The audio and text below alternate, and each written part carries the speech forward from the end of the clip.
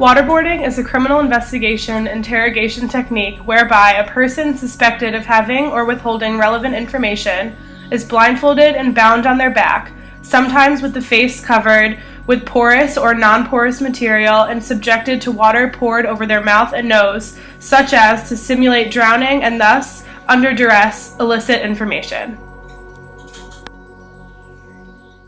Next is a mock video exposing this torture tactic. Very good. Stay still. I am asking questions. Now, you are drowning, huh? You are drowning. Strapped to the waterboard, you will confess to anything.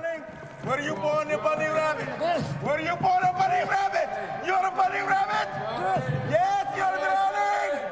After 18 seconds, the procedure was stopped. John Kiriakou was one of the first to expose this torture tactic publicly, and therefore his legacy as a whistleblower lives on. He was born on August 9, 1964. In his professional life, he wore many hats. He was a CIA analyst for 14 years, case officer, senior investigator for the Senate Foreign Relations Committee, and counterterrorism consultant for ABC News, as well as an author. He is best known now for his major whistleblowing tactics regarding the waterboarding that occurred against terrorists.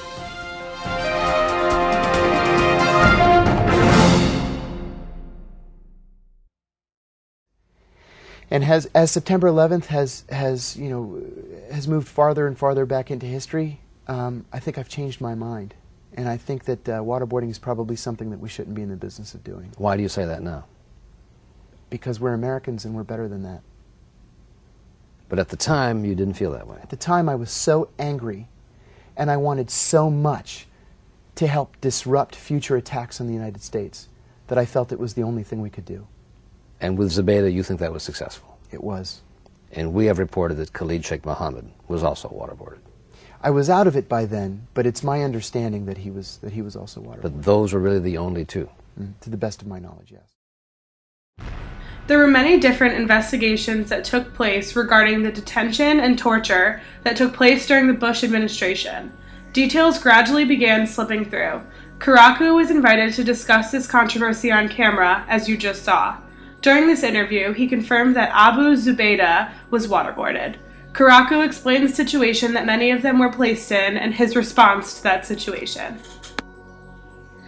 After that interview was released, Kiriakou was bombarded with phone calls from reporters looking for more information. But those that he worked with saw him as a traitor more than anything else. Regardless, he kept talking. The information that he spoke about was classified and therefore illegal. He became the first CIA officer to be convicted of disclosing classified information. In 2009, when Obama was elected into office, he judged those type of counterterrorism acts to be immoral. He banned waterboarding. One would assume that because of Kiriakou, this was banned. The disclosure that Kiriakou was guilty of was still a big deal. The secrets he revealed were described as reckless. In January of 2013, he was sentenced to 2.5 years in prison for leaking information about this torture. Under a plea deal, Kiriakou admitted to a single count of violating the Intelligence and Identities Protection Act because he revealed the identity of an officer involved in this torturous act. He was released to home confinement after 2 years in federal prison. As a result, the exposure of this type of torture brought awareness to the people and stopped the act. Since then, Kiriakou has written 2 books, The Reluctant Spy and Doing Time Like a Spy. Most recently, President Trump was quoted in support of torture tactics such as waterboarding terrorists, while John McCain was quoted saying that there's no chance the U.S. military will torture the president disagrees and has advocated for it. Overall, John Kiriakou brought awareness to waterboarding and will forever be remembered as a whistleblower in the United States.